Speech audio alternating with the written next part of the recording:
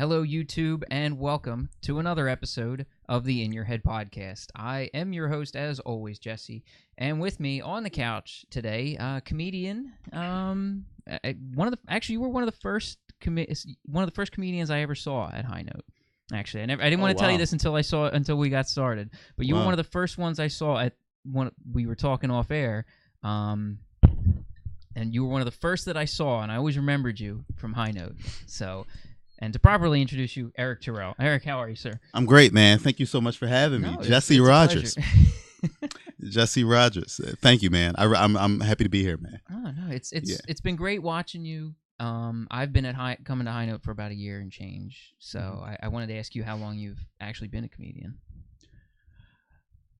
For 7 years. Wow. And 7 years and 10 days.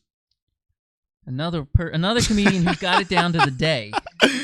You're not the first one to do that. Okay. I mean, I'm just only because I know that. You knew the day you went up. Yeah, like the fact that I know that you kind of if that's something you got to kind of say that. No, it's better. Like I said, when we were talking off air, my one performance on stage, I don't remember when it was. I just want to block it out. That's it. Damn.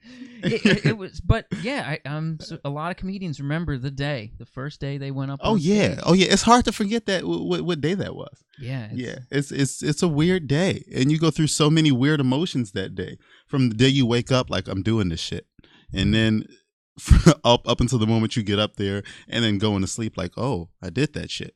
It's like it's a day that's hard to forget because you go through so much. Yeah, well, I got to cover that later because there's definitely some people who have a different first day. I've seen different first days from what people tell me on here, and that's for sure. But we start all of these with my statute of initiation. So I always ask my guests to bring a story of something they might not be too proud of, just a little fun story that they can talk about. So what did you bring to the table here? Okay, so I didn't bring much to the table that I'm proud of, but and this that you weren't proud of. No, that's we try to do it so something like you might have been like, oh, I shouldn't have done that. Yeah, this is something I'm definitely not proud of. Right. Okay. So yeah. I guess I said that backwards, but this might be the most reckless thing I say tonight, but. And I don't know if I've ever. It was hard to think of something that I'm not proud of, because even things that I shouldn't be proud of, I'm proud of. I'm proud of everything that I've ever done. But this is one moment that I can say, one of the few moments that I can probably count on one hand, the moments that I regret. Okay. Well, that's a good thing. Yeah, some people have to carry those around in a basket. I mean, yeah, it's kind of a bad thing too, because then it's like all the things that most people think I should regret. I'm like, it was fun.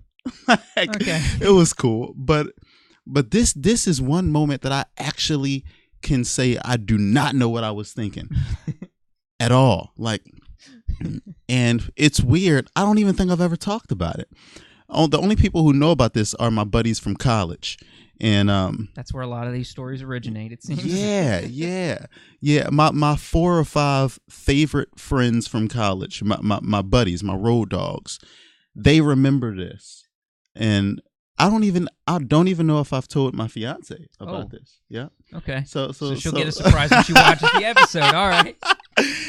But it's just very simple. There's not even a story to it. Okay. Only thing that happened is that I took a credit card. It was a credit card. Yeah, it was a credit card. And I swiped it in a stripper's ass. Just swiped it right. And it was like a house party. So it wasn't even at a club. It was at a house party. Nah, man. Oh. Nah. It was a stripper party at someone's house off campus, and we went, me and my buddies, and we were all doing crazy things. And I think it sort of subconsciously, between all of the guys that were standing, dude, it was amazing. We were standing at the counter. It's like one of those bar counters, yeah, in a kitchen. And so she was going along the counter stripping, and and shaking her butt in our faces. And I think it subconsciously became a contest for all of us guys that were at that countertop, as to who could do the craziest thing. Subconsciously, I don't think we knew it became a contest, but looking back on it, I decided to win the contest. And I'm like, all right, y'all throwing dollars, y'all do it, y'all smacking. They were smacking her. I'm like, okay, watch this. And I just pulled my card out and went swipe, right? Just swipe. I knew that would be memorable, and it was memorable, but I regret it. That's not too bad. That's not too bad on the regret scale. But did it get declined? That's what I got. Yeah, I don't think I remember her reaction. I'm assuming alcohol was involved, so things were probably blurry around that point anyway. Lots of booze. No, lots of booze. More booze than we needed. Yeah, most of these stories, I'm not gonna lie, are booze fueled, but funny. Sorry, Mom. Swiped it. That's a good one. No, that's a good one, and it reminds me of a Family Guy episode. I think they did that. Yeah? Yeah, I think they did that in a Family Guy episode. They wandered into a strip joint, and then one guy's like, oh, man, I only got my ATM card. What can I do? And the stripper turns around, waves her hand. He's like, oh, and he swipes it. No shit. I'm sure someone can probably quote below in the comments what episode it was. I'm pretty sure I remember that happening. Yeah, as I was doing it, I couldn't believe no one had done this, or that I've never seen anyone do this. I'm like, this is the obvious thing to do here. This is the only thing left for me to do. Oh, man, that's great though, man. That's funny. Yeah. So, it was wild. So I like to get in my guests' heads a little bit. So I do a little word association with everybody. So I'm starting to build this up, doing a little bit of word association. I'm trying to build all the responses up before I start putting them on Facebook. So I'm gonna have them all up, and I'm gonna put them all out and see what everybody's responses are. But awesome. It's just 7 words. Okay, 7 so words. I'm gonna give you one at a time. I'm excited. Just give me whatever comes into your mind when you. I'm excited. Okay. I've seen people do this game, and I've always sort of wanted to do it. So I couldn't be more excited. All right, cool. So all right, here we go. Work. Play. Okay. Water. Fire. Comedy. Happy. Okay. Sport. LeBron James. Okay. Time. Flies. Okay. Car. Ford Escape. Okay. And the last one, night. Alcohol. Okay. Yeah, we were right there on that anyway. So no, I've been interested in seeing where everybody goes with this and where each person's responses are. So I'm going to start putting them all together and put them up on Facebook. Did I do a good job? Did I do good? I don't think there's a good or bad. Really. Yeah, that's the confusing thing. Yeah, I was kind of judging myself as I did it, and I'm like, okay, I don't know what's happening. I don't know. No, it's just a response. It's kind of I wanted to see people's responses as far as where each word gets. Like I did throw one in there that people have, like anybody who's been watching might have noticed before, that I've thrown the word night in, and people have seen that as knight with a K. So they've seen it as like, an armored knight. And that's weird. So so some people have responded with that, and they've been like a round table or battle or sword or something like that. So I'm like, okay, so it's kind of an interesting thing to see where each person's head goes with each one. So but yeah, so thank you for that. I just want to put that out there. That's always a fun little thing to get people thinking. So yeah. So we started off. We were talking. You remember your first day about comedy? So you remember when you started? Oh yeah. Unforgettable. So was it like you were thinking like I really want to try this. I want to do this, and you got started in it, or? Yeah. And I didn't think it would be my life. I didn't expect it to be my life, and I didn't have any kind of concept for what it would, for the role that it would take in my life. Yeah. The day I did it, it was just, and it wasn't even, I didn't even know that it would be like an ongoing hobby. But I just knew that it was something that I had the ability to do. Yeah. That was it. And I remember telling somebody a few months before I did it, I said, this summer, I'm going to do that. Right. Because I can do that. Yeah. And how old were you when you started? 19. 19. Okay. Yeah. Yeah. So I just got up there with the mindset that, I'm going to do this. I'm going to have a good time. And I did. Nice. I've always been interested in seeing why, what people do, like what gets them started. Because like we said, I've seen, people that are like, I really want to try this. I really want to do it. And then I think there's the other end of the spectrum where people wander into an open mic and they go up for one reason or another. And then they're hooked. Right. And I've seen that happen too, which honestly, I think for me would have been nicer because it would have just been like, oh, let's just do it and get it over with, as opposed to leaving yourself thinking and right, like, overthinking things. Yeah, so. Yeah, like I wasn't as good as I thought I would be, or what am I gonna do now? I've got to do this again. Yeah, I don't know. Yeah, I don't know.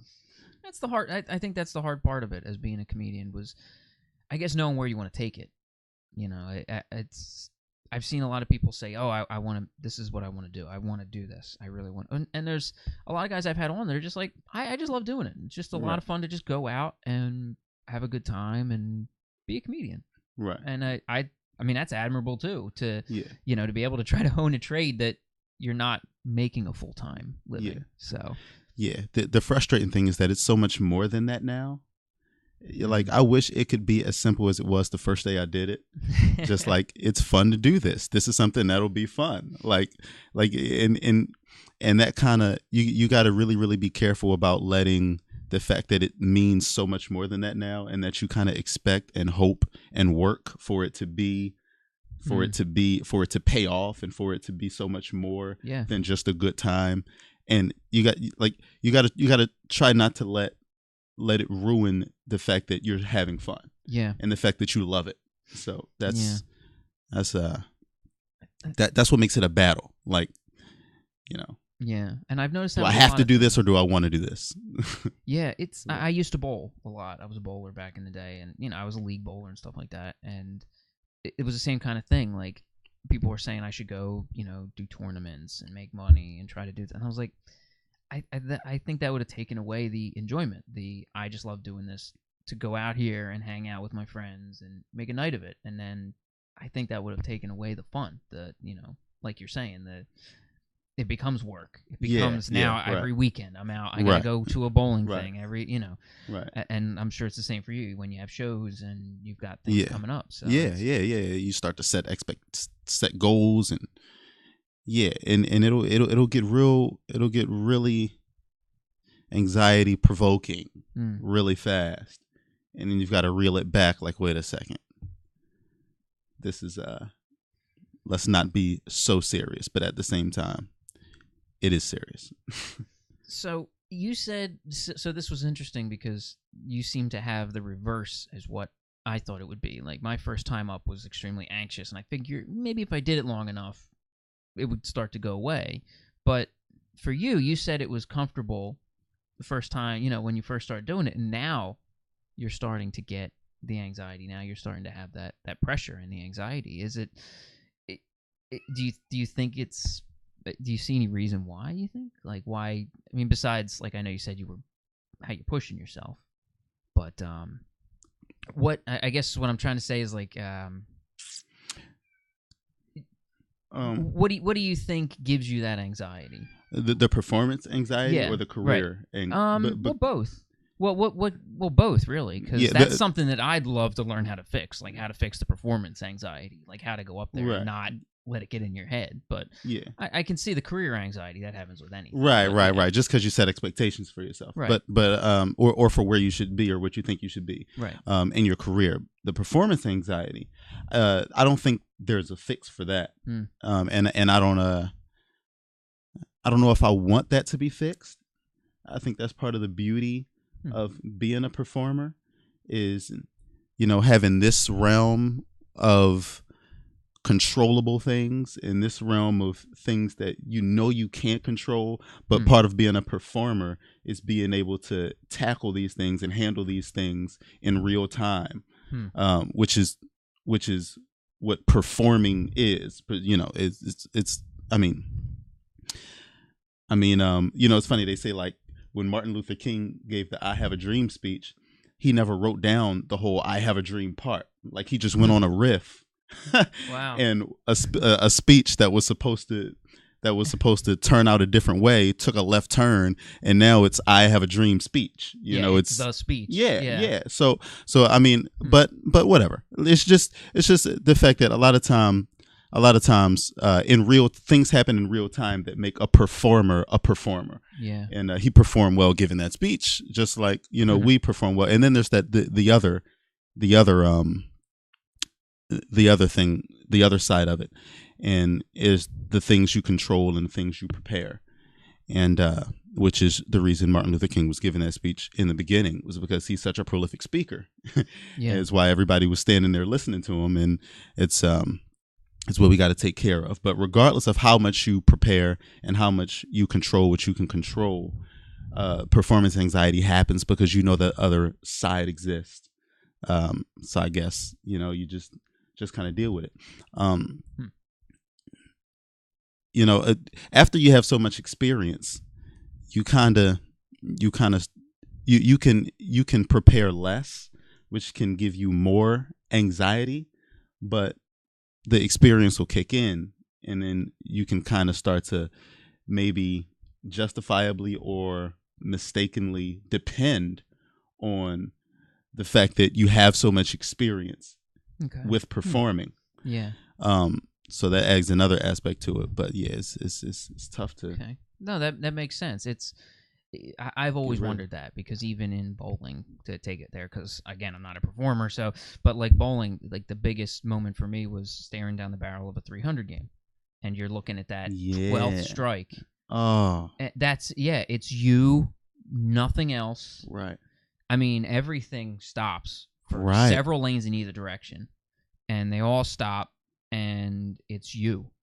And I mean, it's hard to explain that to somebody who's never been in that kind of situation. Your eyes can't focus. Your hands start shaking. There's no explaining it. Words don't work to explain that to someone who hasn't been there. And that's what it feels like. And it's like, and I wondered how people who do things like that for a living, pro athletes, performers and things like that, how they go.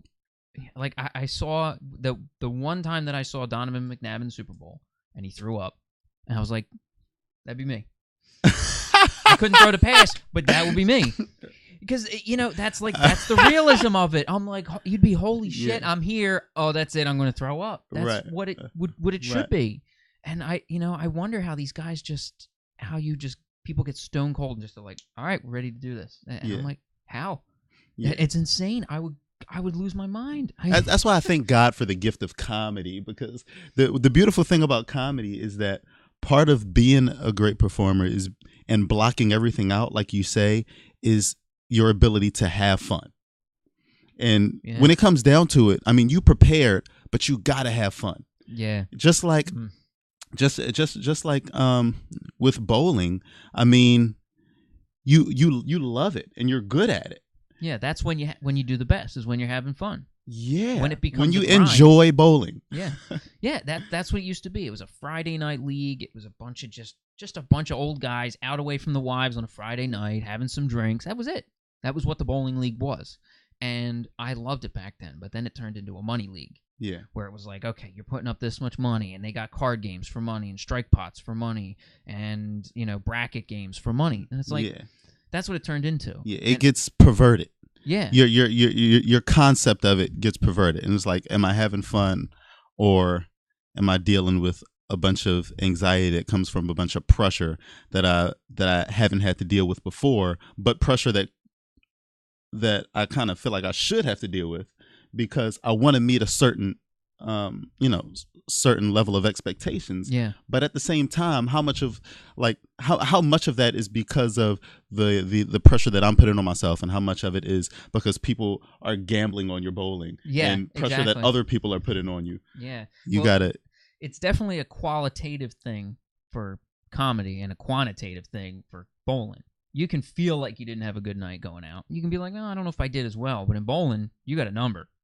They give you a number. You know how shitty you did by the end of the night. Right. And you're like, oh, man. Right. So I guess that's the other thing, because I've always been used to that. Like, I want to know how I did. I want to feel like I know how I did. And it's tough with comedy because you can kind of walk off and just not really know.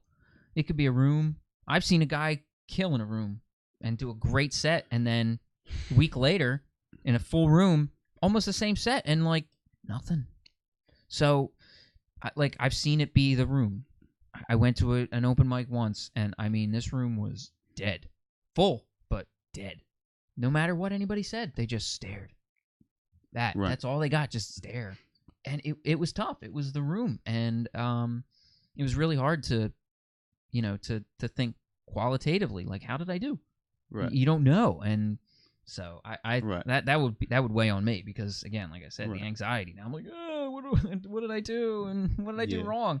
Yeah. Because how do you change if you don't know? Well, I mean, you guys have learned, especially that, like, I could take this out and move this because that didn't hit. And that's something that I really admire. Right. Now, I kind of think a part of being a performer is having part of being a great performer, I think, is having that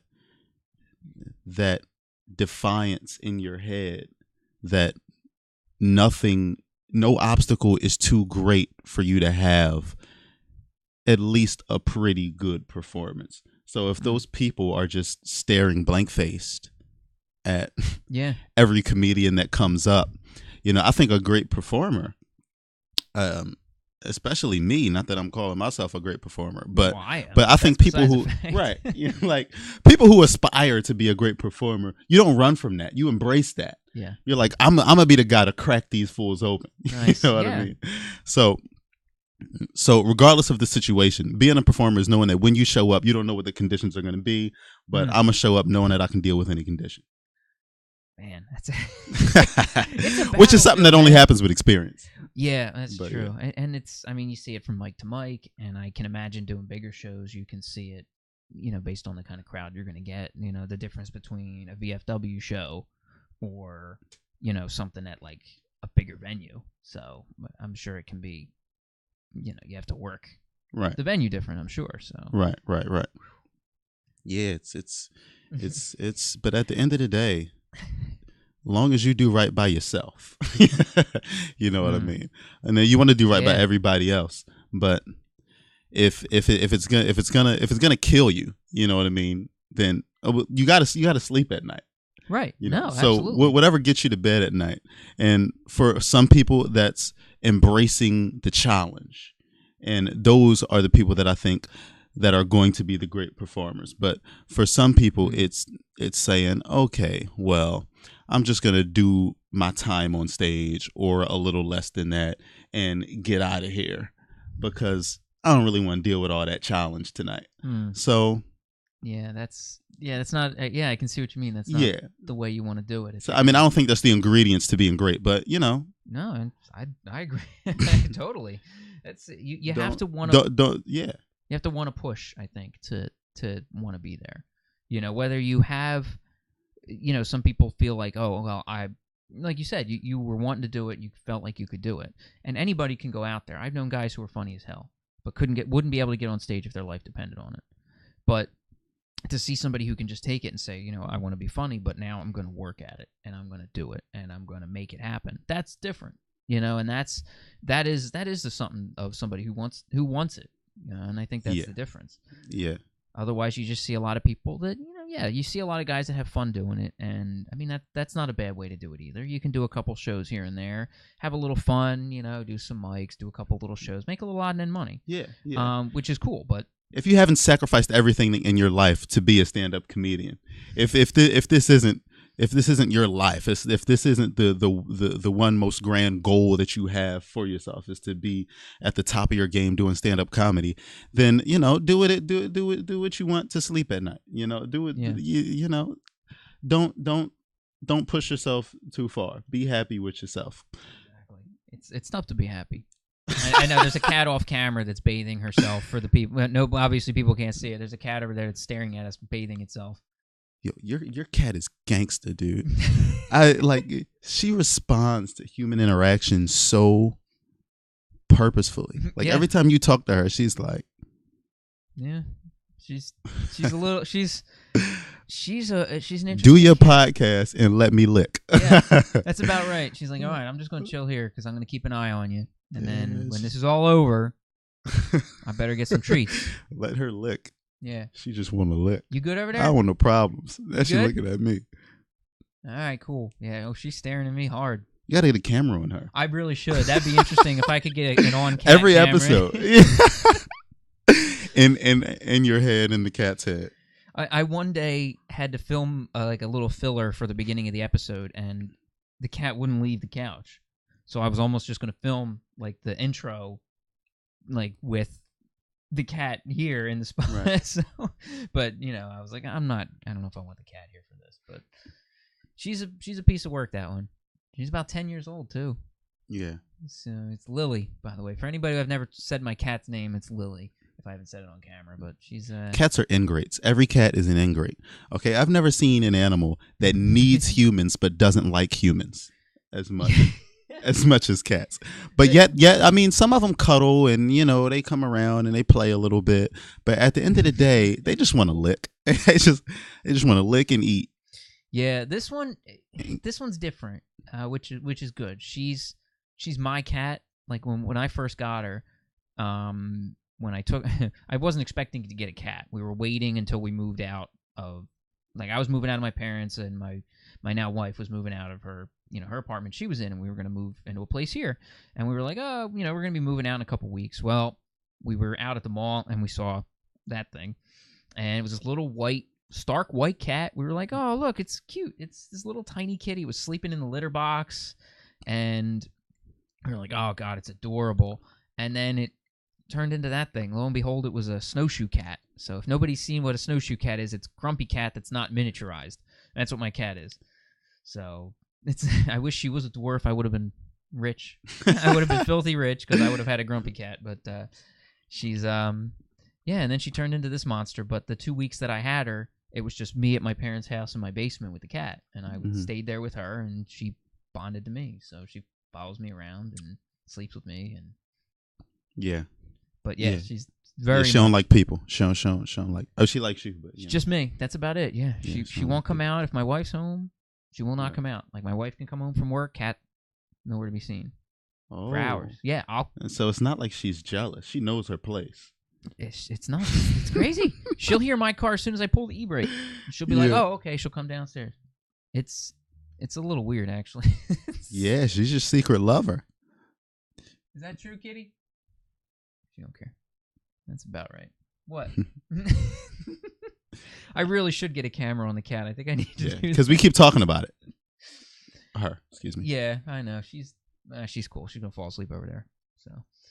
So I do got to ask, since you do seem to have, you have a 9 to 5, you do your comedy. What is your 9 to 5? You don't have to be too specific. You don't have to be like, I work at. It's like me. What do you do to keeps you busy in the off hours? I'm a care assistant. Okay. At for the Radnor Township School District. Okay. What is a care assistant? So I was thinking home health aide kind of, but the title is PCA, personal care assistant. Okay. I work with students that have mental illnesses and learning disabilities. Okay. And so I'm usually assigned one student a year, and I have to stay with the student throughout the school day to make sure that to try to keep them on task. Number one, right? Worst case scenario, try to make sure they don't hurt anybody. Right. Yeah. Well, you don't want it to get there, but including themselves. Right. Yeah. Or anyone else, except me. I'm the only person who I won't get in trouble who if gets hurt. Like student takes me out, then I'll be all right. Take somebody else out, then I'm in trouble. But well, it depends how bad you get taken out, whether you're in trouble or not. Right. Yeah. So what? But I love it. I love it, actually. Yeah. I really do love it. About 70 or 80% of my coworkers seem to not like coming to work, but I love coming to work. I love all my coworkers though. But we have fun. But it's a cool job. It's a cool job. Really cool job. Well, what got you into that sort of profession? I mean, was it? Well, they hired me. you know? And when you're not looking for it, when you're looking for a job, the job that you jump on first are the people that hire you first. The people that people that the people that bring you into that interview. That was basically it, you know. Right. Well, it was the easiest job for me to get that was worth a lot more than minimum wage or a regular 9-to-5 job. Right. You know, they were paying me more than what I was getting paid at the time, and it was something that not anybody could do. Because I had experience in it, they brought me in. So right. Well, because I was wondering, like, what kind of, like, for me, I was looking into, I was originally looking to be a teacher, and so obviously, you get your education degree and stuff like that. But what route in college, or where did you go to end up in a field like that? I just worked in summer camps as a 16-year-old. Okay. When I say I had experience, that's all. Yeah, I mean. Well, you mentioned college earlier. That's why I was. I figured it was something along. Yeah, I went to college to study broadcast journalism. Okay. Because I wanted to do radio, and I didn't end up doing radio. I plan to get back into radio, and I did some internet radio shows, and podcasts, but Right. But you wanted, like broadcast radio, like, the FM band kind of stuff, hopefully.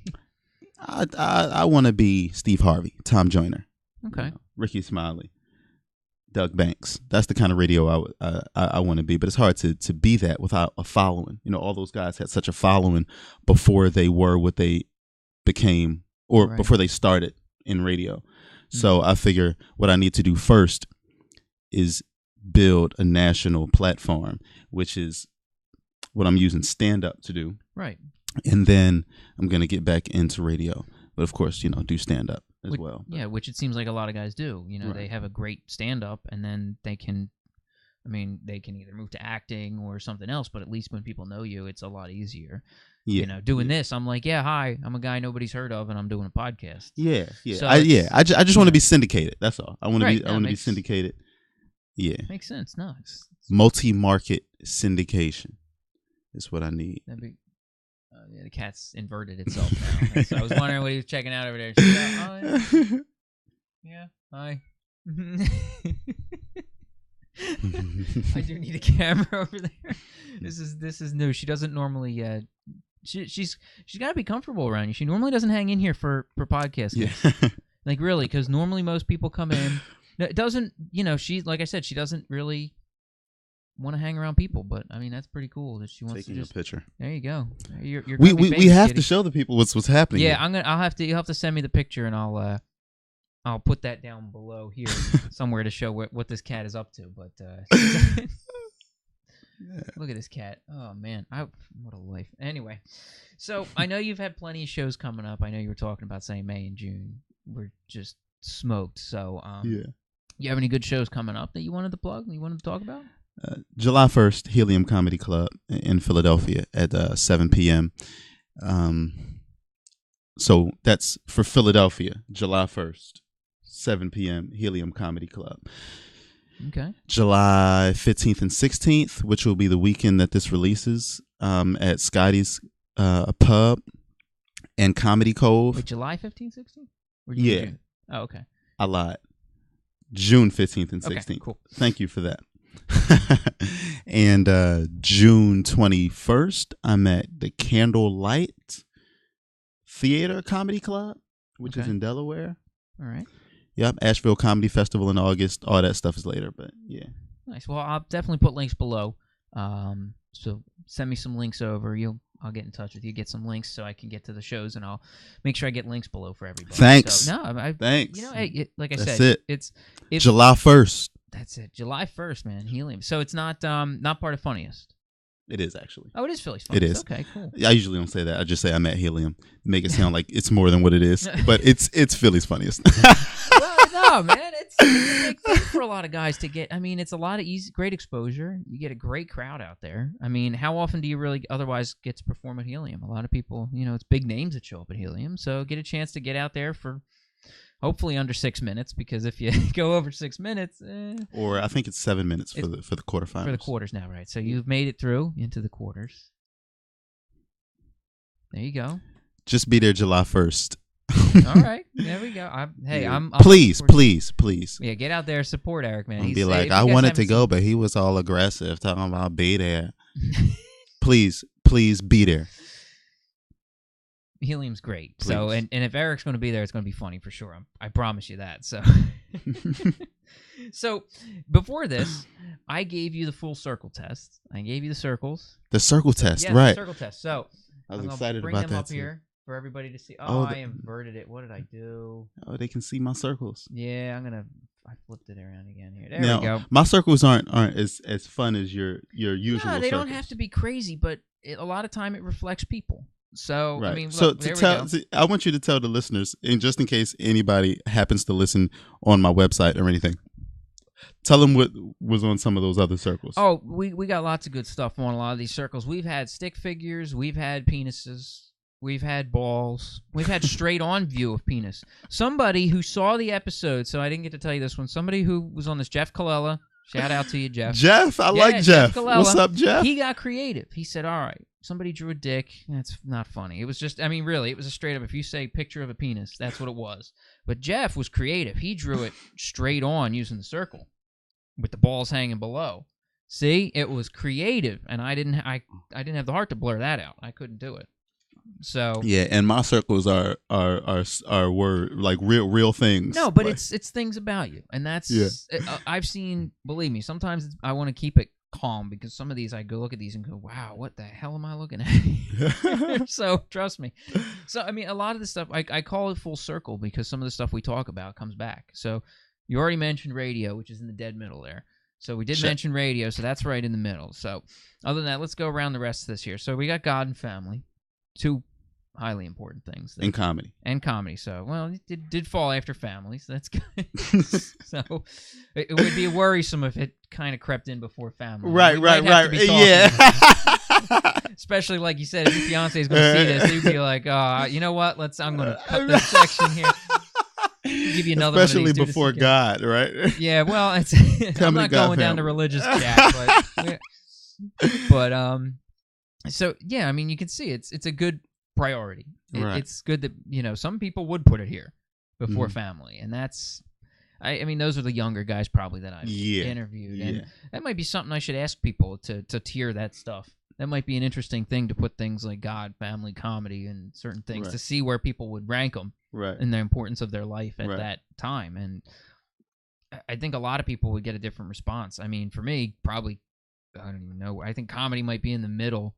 Family's first, and God's way out there because I'm not a religious fellow myself. But it's so I think everybody would have a different way of ranking those three things. And, but yet they can all make up your life, and it's interesting to see right there in the front. And then somehow I got my way up on you, which is interesting. So I think it's the first time I've been Jesse mentioned Rogers, on here. God Family Comedy, Jesse Rogers. Well, I made it to 4th, so that's not bad. That's pretty good. I mean, I don't have to be above comedy. That's okay. So yeah. What God Family Comedy is, see, you don't have God. You're not like spirituality isn't as big of a component in your life, but you have self. Right. So I think God Family Comedy is in everybody's life because most people don't have comedy. They have music or clinical work, whatever it is they love doing the most. But whatever it is, it's just self, relationships, and career. Yeah. And I think God Family and Comedy is just my representation of self comedy, self relationships and career. Yeah, no, it makes sense because some people, the worry is some people don't have some of these or all of these, and that's a problem. Like you've seen it where some people don't have that driving, that job, that hobby, that love of something to keep them going. And I mean, that is a balance. Almost with something like this, it should be one of those was it Venn diagrams where the circles sort of overlap. It almost feels like this would be one of those things where it would be perfect for the three of them to just overlap each other. Right. And some people are missing. I like what you did there. Certain parts of that, and you see it when somebody doesn't have like, people who just like all they do is sit home and watch TV or, video games, and they don't. I mean, yeah, that can be kind of a love, but it doesn't feel as constructive as something as, putting yourself into comedy or bowling or, or a hobby or something like that. Yeah. So, and Jesse Rogers, because I'm happy to be here, and In Your Head is a great podcast. I appreciate it, man. Yeah. Thank you. I appreciate it. All in my head. He's all in my head. I'm trying to get in there.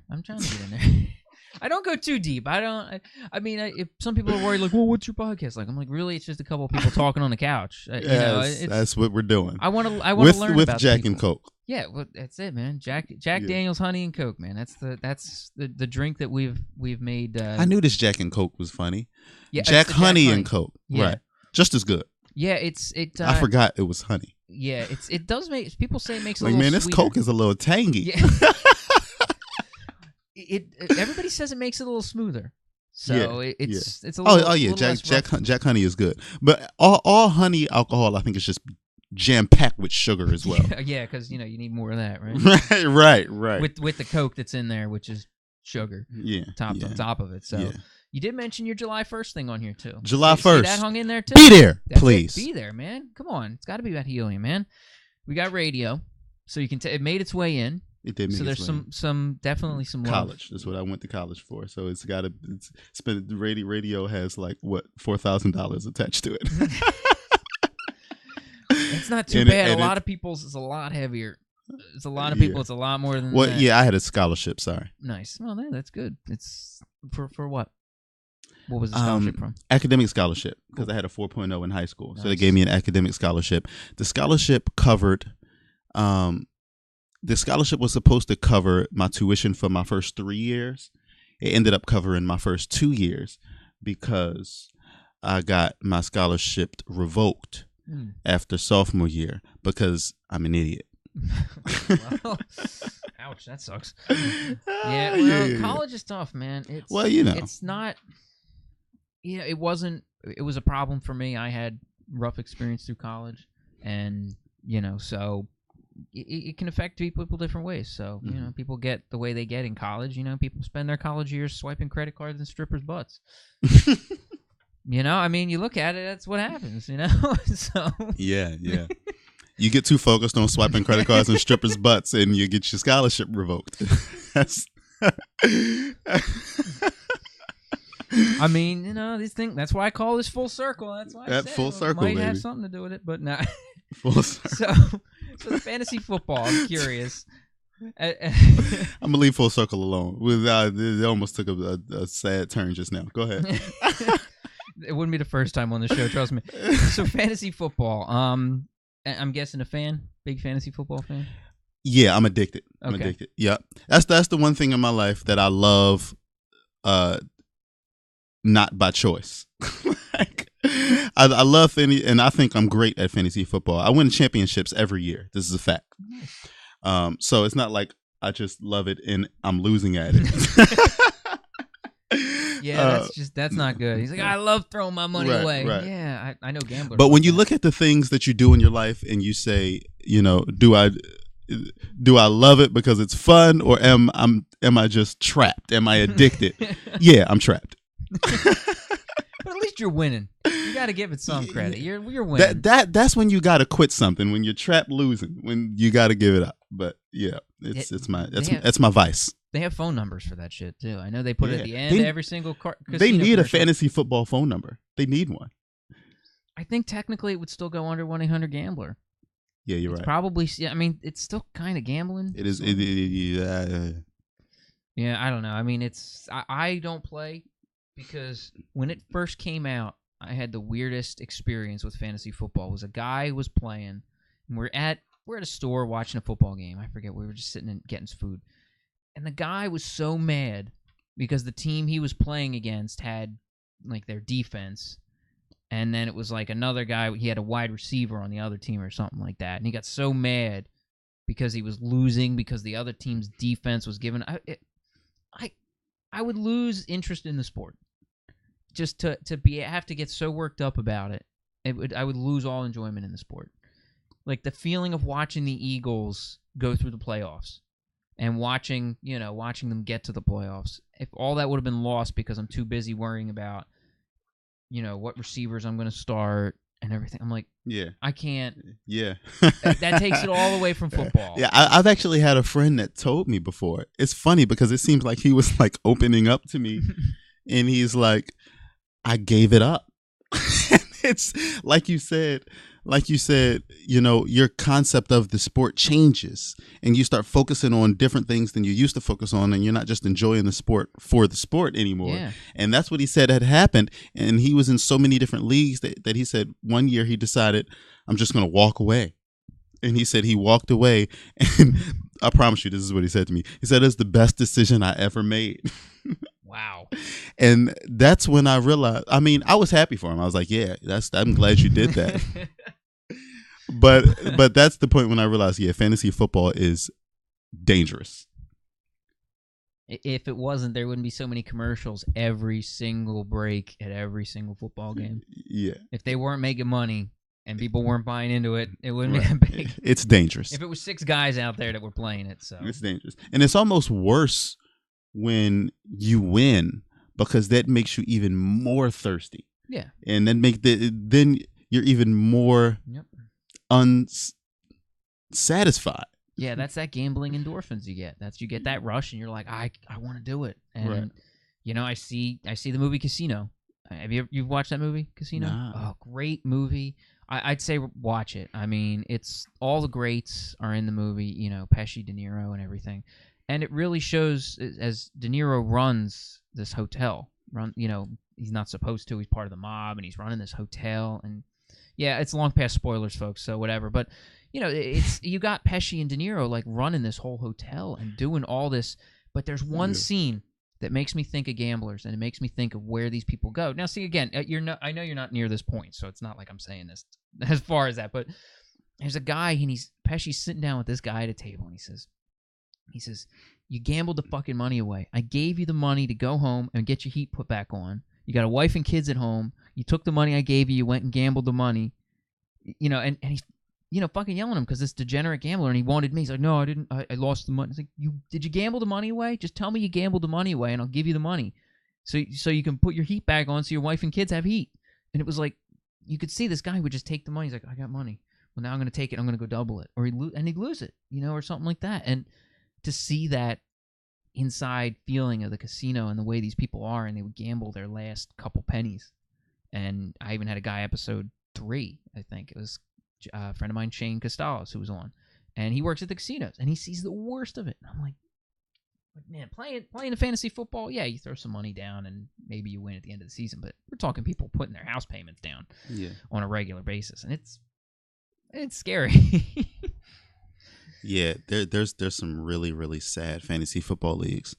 Yeah, there's some leagues that really make you give up significant portions of your time in your life because you have to invest like $1,000 or $2,000, and it's bad. It's bad. Wow. I mean, I'm broke, so I'm not in those leagues, but. Even with money, I don't think that's a great thing to be doing with it. It gets really bad. It gets really bad. Yeah, it's bad. Thank you. So, I got to continue on this before we go for a whole fantasy football show here. So, bottom left, we got Sweat the Technique. Sweat the Technique. MLX, Brother Woke, 3D. I haven't talked about this publicly ever. Okay. But a guy named Jari Evans, who grew up at the same church I grew up in, he is like a 6 or 7 time Pro Bowler for the Green Bay Packers and New Orleans Saints. I love him, and his family's my family, Cool. He introduced me to a guy named Derek Olak. Derek Olak is a good man. And Derek Olak and first of all, Derek Olak came up with an idea to start an animated comedy series called Sweat the Technique. Okay. And he brought that idea to me some months ago, and so he wrote a script, and I helped him finalize the script. And so Derek Olak and I, collaborated with an animation team, and we're right now in the process of putting together a trailer for an animated comedy series that we wish to pitch to network studios this year or next year. Nice. Sweat the technique. Sounds good. I'm looking forward to that now.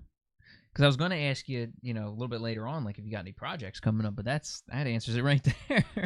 Projects, that's it. That's a project, yeah. Yeah, that's a hell of it's a project. Damn. So that's for sure. That sounds awesome. So you're thinking the end of this year or next year? This year, definitely. Okay, nice. Well, next year at the very latest. So look out for it. Negro trying to get married, but we're gonna try to do that this year. Getting married. Whew. Yeah, it's wild. Tough, man. It's wild. Love you, Candace. It's a lot getting married, man. It's there's a lot going into it for everything going. It's fortunately mine came together somewhat easily. I had a lot of people helping with it, and it went together pretty smooth. But I know some people put on productions, and whew, man, God bless you, man, and good luck for sure. So I gotta ask then. So we got stupid down here. Stupid, man. Stupid, man. Just be stupid. Don't let anybody take your ability to be stupid. That's it, man. No, I agree. Be you. I got a joke that I call FR, and I'm not gonna talk about the contents of the joke, but if you've seen me, and if you will see me, then you know, or you will know about FR. We all need to just celebrate the right to be stupid sometimes. You feel me? No, I do. I think if you lock yourself up too tight and you don't release, I think your kind of inner urges, I think, is what I'm feeling about what you're saying. And I realize right now, to some people, I sound stupid, but be free is what I'm saying. Yeah. Be free, let loose, do your thing. Yeah. Have fun. Skinny dip sometimes. Yeah. You know what I mean? Just throw a brick in the lake for no other reason than you woke up and felt like it. You thought about it. You wanted to see how big the splash would be. Just do something stupid because you feel like doing it. Yeah. Be stupid. You That's know? It. And it's funny because I plan on titling my first network comedy special "Sincerely Stupid." Nice. Sincerely stupid, man. Let go of the rules, let go of the social norms, let go of the structure, let go of your OCD, and just say, you know what? I feel like being stupid. No, I feel like happiness, man. I'm right. No, I feel like I kind of live that, which is good. That's how I do a lot of the stuff I do. I do the things I want to do. I build the things I want to build. I enjoy and experience the stuff I want. Because like I said, there's an arcade cabinet in my living room, and it's dope. I wanted to have arcade. You got games. it, Jesse. Yeah, so I did it. I was like, I'm building it. I'm having it, and that was the kind of thing I do. And I see where, do the things you want to do. Don't let what other people think or feel and be like, oh, don't do that. No. Yeah. That's it. Yeah. I hear you. People wake up sad. People leave work sad. You don't have to learn to love what you do if you learn to do what you love. I like that. Be stupid. That's it. You know what I'm saying? That's it, man. Yeah, so that's for sure. So we go back to July 1st here. It's July 1st, folks. Where at? Helium? Yep. Helium. I just put it down again. Yep. Back at Helium, folks. Be there, please. Whoa, that scared the cat. Yeah, I got him. I thought he was going to tag me just now. Well, we won't see the cat for the rest of the night. That'll be that for her. So, December 31st, to wrap that up then, New Year's Eve. What do we got on New Year's Eve? My wedding. Oh, okay. So you planning for New Year's Eve? Yeah. Nice. That's it. That's going to be a hell of a party for sure. Yes, sir. I love you, Candace. So, I ask everybody who comes on here, because I am a video game nerd, and I mentioned the cabinet over there in the middle of the room. So I ask everybody what their favorite video game of all time is. Video games are really stupid.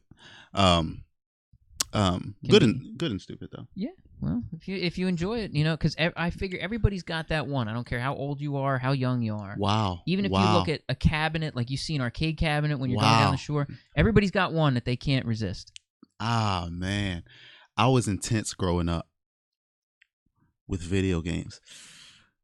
There's a good 6 or 7 that are really competing heavily against one another in my head right now. But if I had to pick one of those, man.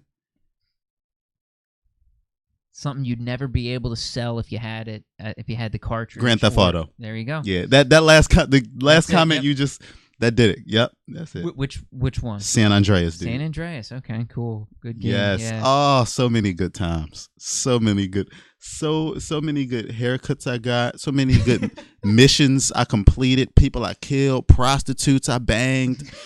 I just had I've lived life in that game. You spent more time living life in Grand Theft Auto than living life outside, man. It does though. It pulls you in. I know. I enjoyed my life in San Andreas. It's one of the best lives I've ever lived, man. It was fun. Between GTA 3, talk about being stupid. I played 3 back when it came out. I didn't get San Andreas, but I played 3, and I loved it. Yeah, cool. I don't think I ever finished it. Yeah, not for lack of being able to, but it was just I would just get sidetracked. Could never keep on the path to finish the damn game. Don't know why. Just oh shit, I can just go drive over here and blow shit up, and that was it. Done. Right. There's a half hour gone. Done. I had an opportunity to blow shit up, so I did it. That's it. And I got some shit done that day. Gotta tell you about how many people I killed? Can I tell you? I sound like such a criminal right now. But listen, But see, you took it out in the game.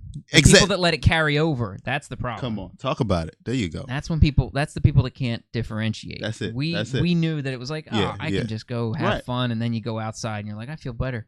Now I'm good. And you didn't have to, now I'm stress free. It's not bothering me. Exactly. So that's it, man. And it's a great game, man. It is a great game. San Andreas. That is a fantastic. You could wear flip flops. You could choose what you wore. Yeah, that was the first one where you could really pick what you were wearing, because that was the big deal. Like GTA 3, it was I'm this guy. And you were that guy the whole time. You ran around as that dude, and that was it, which was cool. But then it was shit. Like you said, I love about the first thing you said about the game. Not how many people you could, no, how many haircuts you had in the game. That was the first thing you went to. If you didn't get a haircut, your hair would grow. Yeah. I mean, this it wasn't even a video game. It was life. It became a simulator. Yeah, it was. That was. Oh man, that was fun. Oh man, it's awesome. And now that's the standard, doing that stuff. Now it's if you can't choose what your character's wearing, if you can't choose their haircut, because now they did that in the game The Witcher.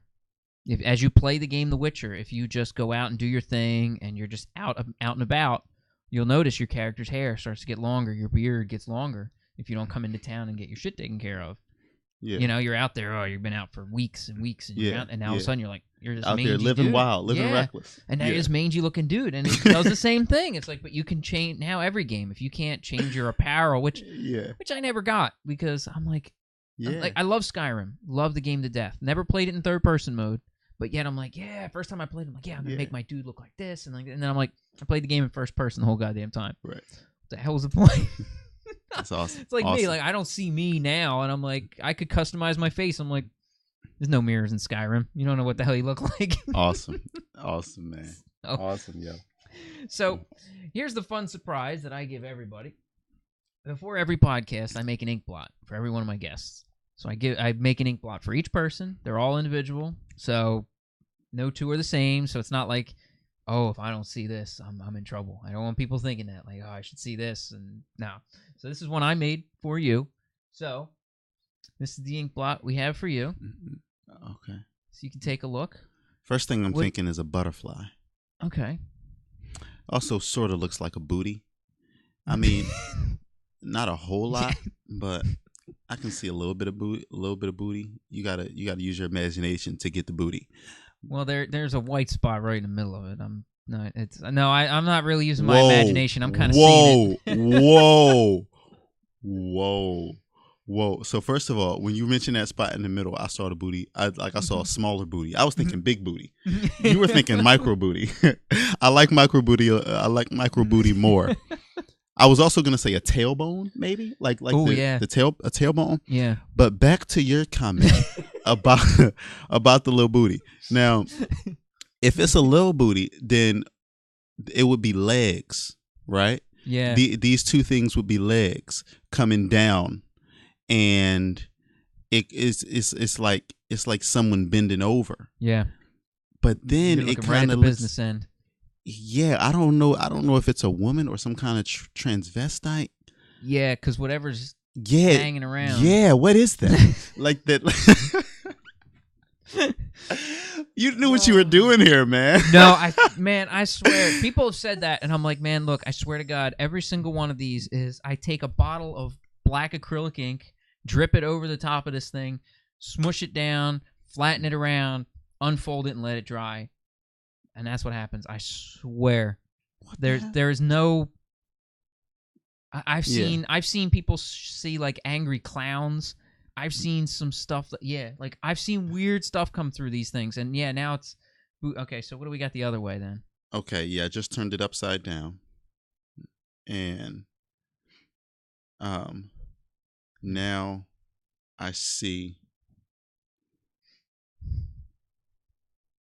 Oh man, this is getting nasty.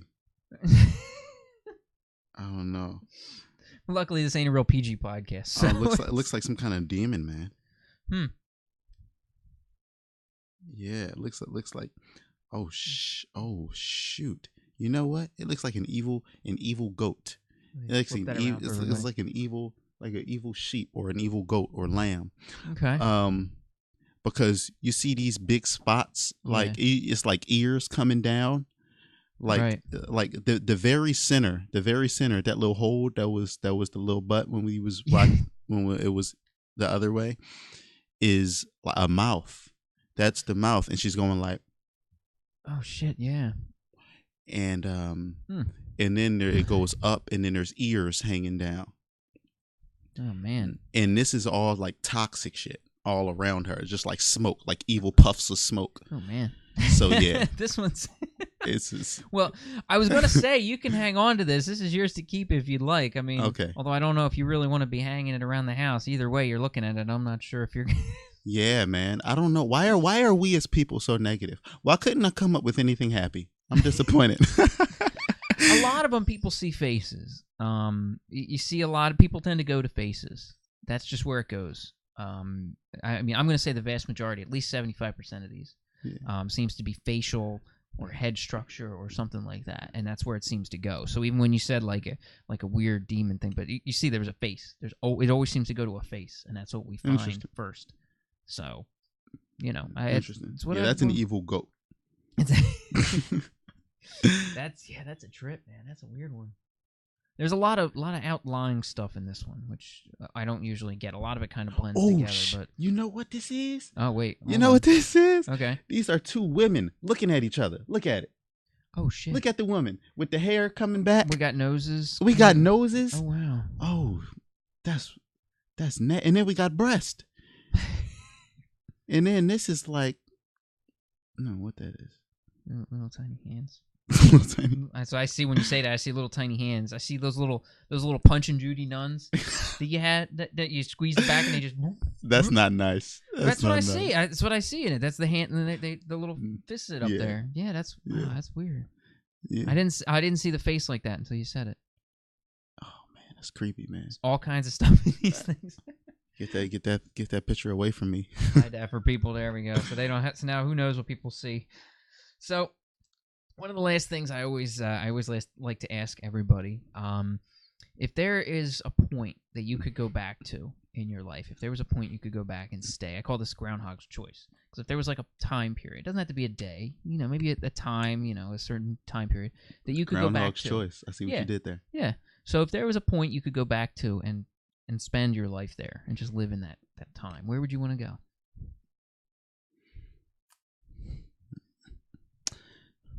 This is not funny, I promise. But like the first thing I thought was like the civil rights era, because I just want to go back and help. I mean, my heart bleeds for the civil rights era. All right, that's enough. That's enough with that, because I don't want to make it too serious. Now, but your life, you want to go back. Oh, in my life. No, yeah. No. Where in your back in time? Sorry, I missed the whole your life part. No, I'm sorry. Where, if you could go back in your life to somewhere? Maybe I didn't say it. That's possible. I've got selective hearing sometimes. If you could, as my fiance would tell you. I think all of our wives and fiancés would probably. They would. So if you could go back to a point in time in your life, like, whether it's a couple weeks or a month, like a time period. I've had people say like their freshman year of college, or when they first got engaged, or something like that. Like there's a point that you could go back to stay there and live there. Where would you want to go? Jeez. Oh yeah, all of history is way too broad. I can't do that to people. My childhood was the shit. Growing up. Nice. I mean, oh my God, man. Like middle school. I'm talking about before high school. And high school was fun too. I enjoyed every single step. But I will say college. Okay. My childhood was amazing, but college though, like when I swipe my card in that stripper's ass, that's where I would want to be. That I would want to be that carefree, that bold, that stupid. That's the period where I would want to where I would choose to live. Nice. And choose to be. But specifically, and that was, I think, sophomore year, but I wouldn't choose to be a sophomore. I would choose my senior year or junior year, my senior year. Yeah. In college. Because you kind of had that, I don't know, I think it's that feeling when it's about to be over. Yeah. I think living with that, knowing it's about to be over and you can live with that feeling would be nice. Oh, man. Oh, my God. Yeah. Oh, my God. I mean, it's just so much happiness. So much happiness in that. Well, I feel you, man. That's not knowing what's next and not caring what's next. I mean, you care. Well, we all want a great job. We all want to succeed in life. But I mean, it's just this. It's just these people that you've grown to love, and you've got another year to appreciate them, enjoy them, and in college, whatever. Less responsibilities. That was it. I could hear, man. That's enjoy college if you haven't been there. It's the truth. Hang on and swipe some strippers' booty. Do it. You got to do something like that. You have to. I hope, or else I'm disappointed. I hope somebody comments down below going, "I did the same thing. I swear." Somebody has to. I mean, come on. Like I took the card out and I'm like, really? Am I the first person ever to do? Yeah, somebody joined me so that I know I wasn't alone. If I was alone, I don't care, but whatever. There was some shady strip clubs around my area growing up in Audubon, Mount Ephraim area. I know there's some strip clubs that has probably happened. Oh yeah, so, yeah. I wouldn't be surprised. Ching ching, bam bam. So for everybody watching, I know you've got your pages. What kind of where can they find you? MyErikTerrell.com.